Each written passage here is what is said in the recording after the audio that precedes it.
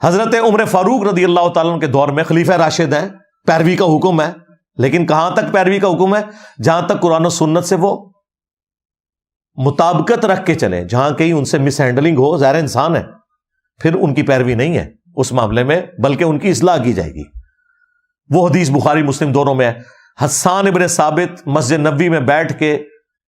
نعتیہ اشعار پڑھ رہے تھے، حضرت عمر اپنے دور خلافت میں وہاں سے گزرے، انہیں صرف تیکھی نظروں سے دیکھا، زبان سے کچھ نہیں بولا، لیکن وہ صحابی اگرچہ شاعر تھے، شاعر بڑے کمزور دل لوگ ہوتے ہیں، ان میں بہادری والا کوئی ایلیمنٹ ہی نہیں ہوتا اس طرح کا،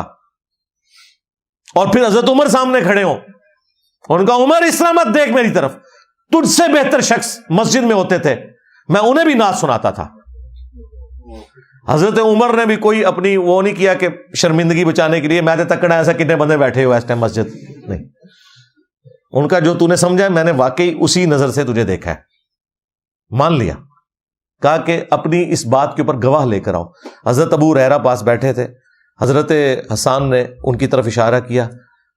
تو انہوں نے پھر گواہی دی، اے امیر المومنین میں گواہی دیتا ہوں کہ نہ صرف نبی علیہ السلام نے نعتیہ اشعار سنے ان سے،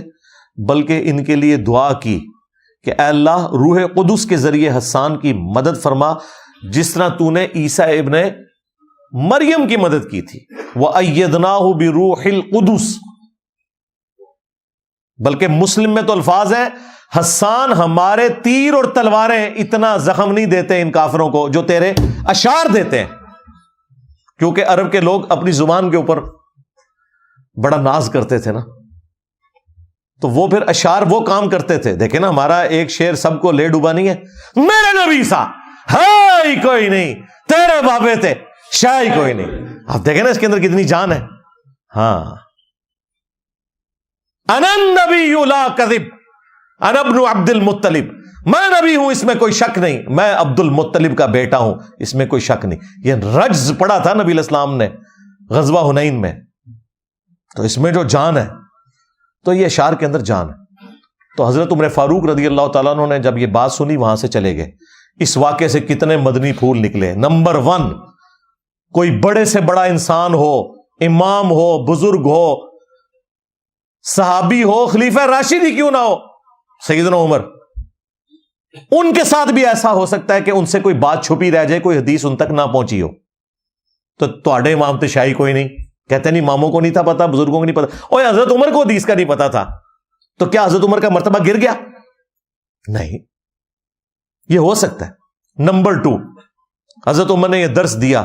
کہ قرآن و سنت سے جو بھی دلیل پیش کرے پھر تم نے اپنی بزرگی کو نہیں دیکھنا، اگرچہ وہ خلیفہ راشد تھے، ان کی پیروی کا حکم تھا، لیکن اس وقت تک حکم تھا جب تک قرآن و سنت کے خلاف کوئی بات نہ ہو۔ حضرت عمر بیک فٹ پہ چلے گئے۔ نمبر 3، حضرت ابو ہریرہ کی گواہی کو انہوں نے قبول کیا، یعنی حضرت ابو ہریرہ حضرت عمر کے نزدیک ثقہ اور صدوق تھے۔ بعض غالی شیعہ کی طرف سے، رافضیوں کی طرف سے یہ اعتراض کیا گیا کہ ان کا کنفلکٹ تھا، وہ کنفلکٹ تھا، وہ معاملہ کوئی اور تھا، لیکن روایت حدیث میں حضرت عمر حضرت ابو ہریرہ کو ثقہ اور صدوق مانتے تھے، ان کی حدیثیں قبول کرتے تھے۔ اور چوتھا رزلٹ یہ نکلا کہ حسان ابن ثابت شاعر ہونے کے باوجود انہوں نے یہ پرواہ نہیں کی کہ میرے سامنے کون بندہ کھڑا ہے، قرآن و سنت کی روشنی میں انہوں نے ان سے اختلاف کرنے کی جرت کی۔ یہ بھی رزلٹ نکلا۔